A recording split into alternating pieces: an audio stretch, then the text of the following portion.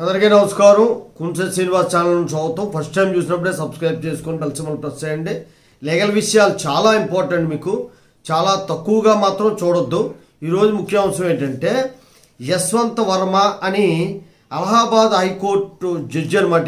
ఈయనపై ఆరోపణలు దేశవ్యాప్తంగా సంచలనం సృష్టించాయి. అంటే ఆయన ఇంట్లో ఏదో 500 నోట్లు కట్టలు కాలుతున్నాయని చెప్పి ఫోటోలు వీడియోలు వచ్చాయి, ఇవన్నీ జరిగాయి.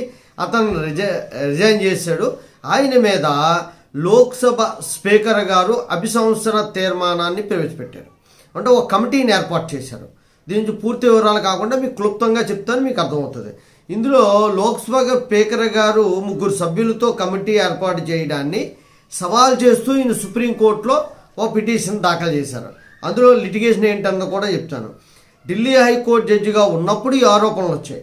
లోక్సభ స్పీకర్ 3 సభ్యులతో కమిటీ వేశారు వర్మ గారి మీద. అది కరెక్ట్ కాదని సుప్రీంకోర్టును ఆశ్రయించారు వర్మ గారు.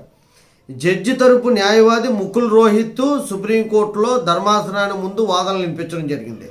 ఇక్కడ ప్రాబ్లం ఏంటి అంటే, ఇందులో చిన్న లిటిగేషన్ ఉంది, చాలా జాగ్రత్తగా వినాలా. లోక్సభ స్పీకర్ ఒక్కలే ఈయన మీద అభిశంసన ప్రవేశపెట్టలేరు.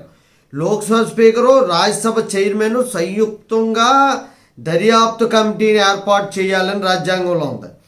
అలాంటప్పుడు ఒక్క లోక్సభ స్పీకర్ ఎలాగ ఏర్పాటు చేస్తారు కమిటీని అని చెప్పి సుప్రీంకోర్టులో పిల్లేశారు. సుప్రీంకోర్టు స్వీకరించింది. అంటే ఇలాంటివి పెద్దవాళ్ళ మీద ఒక చర్యలు తీసుకోవడానికి కమిటీలు ఏర్పాటు చేసినప్పుడు న్యాయ కోవిధులతో సంప్రదించి చేయాలి.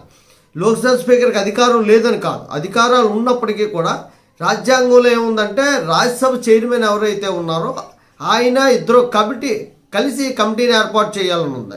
ఇప్పుడు వాళ్ళు వేసినటువంటి లోక్సభ స్పీకర్ వేసిన కమిటీకి వీగిపోతే మళ్ళీ కొత్త కమిటీ ఇవ్వాల్సి ఉంటుంది. అందుకని ఇలాంటివి చేసేటప్పుడు పెద్దలు చాలా జాగ్రత్తగా ఆలోచించి చర్యలు తీసుకోవాలి.